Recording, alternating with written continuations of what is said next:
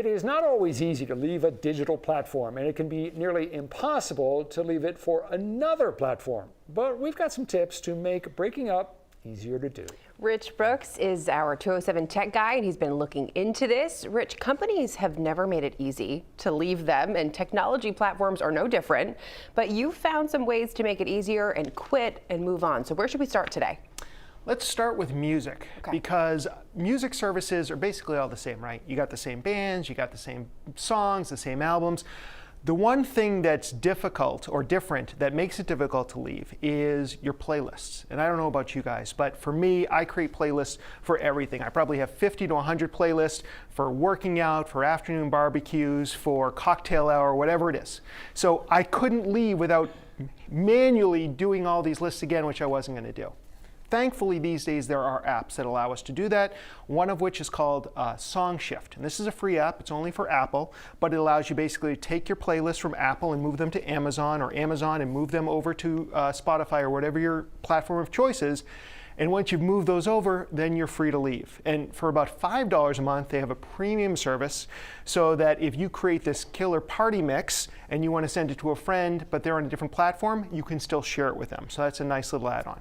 And if you're not on Apple, there's a few of them out there, but one is called Tune My Music. And for between $2 to $5 a month, depending on the features that you want, then you can do basically the same thing regardless of whether you're on a Mac, PC, or a Google computer. So once we've pared down our streaming services, what's next? So in preparation for today's episode, I noticed that between me, my girlfriend, and our 4 nearly adult daughters, we had Hulu Plus, we had Disney Plus, we had HBO Max, we had Netflix, we had Amazon, we had... That's all? Yeah, no, I mean, there were like 8 or 9 paid services. Practically un-American that you have so few. Right, exactly. You know, like so much for saving money by cutting cable, right?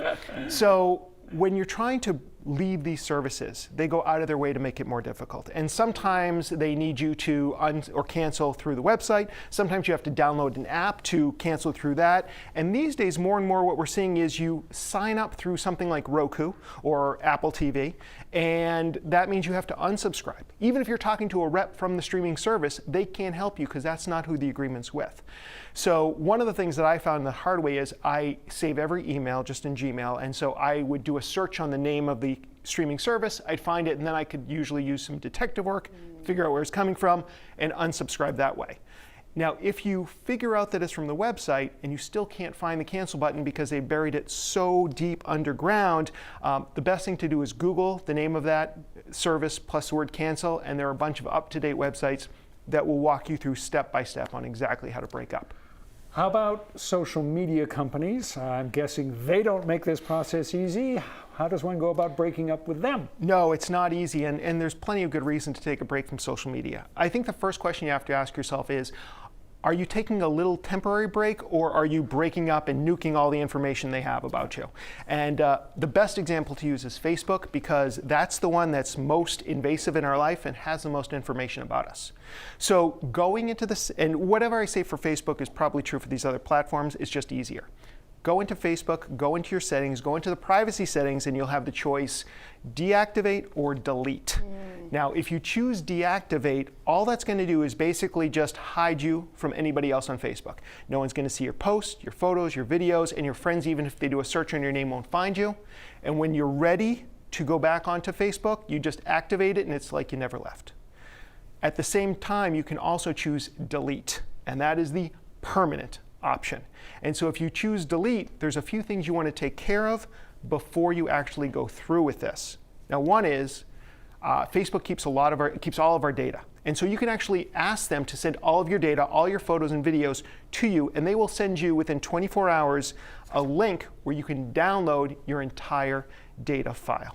So once you've deleted your Facebook account, can you undo that? There is no undo, which is why this is so important to make sure you do these steps. So that's one step. And even if you're not leaving Facebook, it's fascinating exercise to go through and just to see what they know about you. But the other thing is, many of us use Facebook as a way of logging into other services, like, say, Spotify. Yeah. So if you delete your Facebook account, you may be, in effect, deleting your accounts at other places as well. So in your privacy settings, you can actually see what apps are connected to your Facebook login. And if there's something in there that you can't live without, then you can go back to that company, like say Spotify, and say, I want to change from a Facebook login to an email login.